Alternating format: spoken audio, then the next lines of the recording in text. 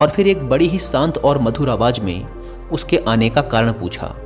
उस नौजवान लड़के ने बड़े ही उदास और दुखी मन के साथ अपनी कहानी सुनानी शुरू की।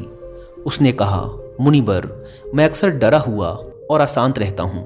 मैं अक्सर अपने भविष्य और काम को लेकर चिंतित और भयभीत रहता हूँ। मुझे हमेशा दूसरों से पिछड़ने और कमज़ोर साबित होने का डर सताता रहता है। मुझे दूसरों की सफलता देखकर जलन और ईर्ष्या होती है और उनकी असफलता में खुशी मिलती है। मैं हर पल खुद पर संदेह करता रहता हूँ और दूसरों से खुद की तुलना करता रहता हूँ, जिसकी वजह से मैं अंदर से बहुत ही अशांत और परेशान हो चुका हूँ। और इस अशांति व डर की वजह से मैं अपने जीवन में कुछ बड़ा नहीं कर पा रहा हूँ। मुनिवर, मैं आपके पास बड़ी उम्मीद लेकर आया हूँ। कृपया मुझे कोई सही रास्ता दिखाएं।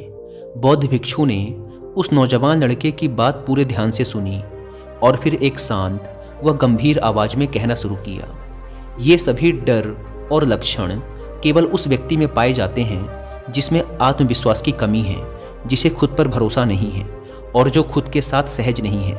क्योंकि जिस व्यक्ति को खुद पर भरोसा है और जो खुद से जुड़ा हुआ है, वो कभी भी किसी और की सफलता पर दुखी नहीं होगा और ना ही किसी के असफल होने पर उसे खुशी होगी। एक आत्मविश्वास से भरा व्यक्ति इस डर में नहीं जीता कि वह लोगों से पिछड़ जाएगा या फिर उनकी नज़रों में कमज़ोर साबित हो जाएगा, क्योंकि उसे अपनी काबिलियत और मेहनत पर भरोसा होता है। इसीलिए वह हर परिस्थिति में अपना सर्वश्रेष्ठ देने का प्रयास करता है, बिना परिणाम की ज़्यादा चिंता किए।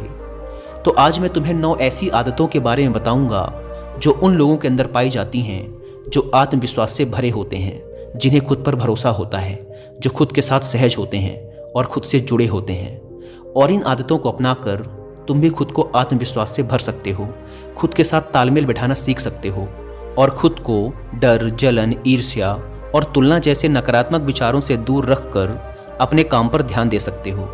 तो मेरी इन बातों को ध्यान से सुनना और ये समझने का प्रयास करना कि तुम कहाँ पर खड़े हो, यानी इनमें से कौन सी आदतें तुम्हारे अंदर हैं और अभी ऐसी और कौन सी आदतें हैं जो तुम्हें अपने अंदर विकसित करनी हैं, एक शांत, खुशहाल और सफल जीवन जीने के लिए।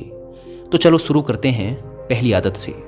तो पहली आदत है कि चीज़ों और बातों को व्यक्तिगत रूप से लेना बंद करो। हर चीज़ को व्यक्तिगत यानी अपने ऊपर लेने की कोई ज़रूरत नहीं है, क्योंकि कोई भी इंसान अगर चीज़ों को व्यक्तिगत तौर पर लेता है, कोई भी बात अगर किसी समूह के लिए बोली जा रही है या आमतौर पर सबके लिए बोली जा रही है और वो व्यक्ति उस बात को अपने ऊपर ले लेता है, तो फिर वो वहाँ पर बहुत ज़्यादा अपमानित महसूस करता है और अपने आत्मविश्वास को बहुत गहरी चोट पहुँचा लेता है।